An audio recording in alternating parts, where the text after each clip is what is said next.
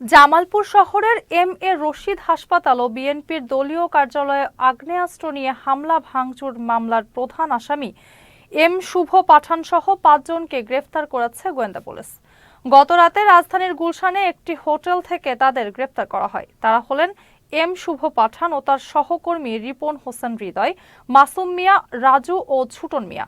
গ্রেফতার হওয়া সকল আসামি জামালপুর শহরের বাসিন্দা। সোমবার দুপুরে সংবাদ সম্মেলনে পুলিশ সুপার সৈয়দ রফিকুল ইসলাম জানায়, গত ২৮ নভেম্বর দিবাগত রাতে জামালপুর শহরের সর্দারপাড়ায় এম.এ. রশিদ হাসপাতাল ও জেলা বিএনপির কার্যালয় সহ মোট ৩টি স্থানে আগ্নেয়াস্ত্র নিয়ে হামলা করে আসামিরা। নভেম্বর মাসের ২৮ তারিখে এখানে একটি প্রাইভেট মেডিকেল হাসপাতাল আছে, যেটির নাম এম.এ. রশিদ হাসপাতাল।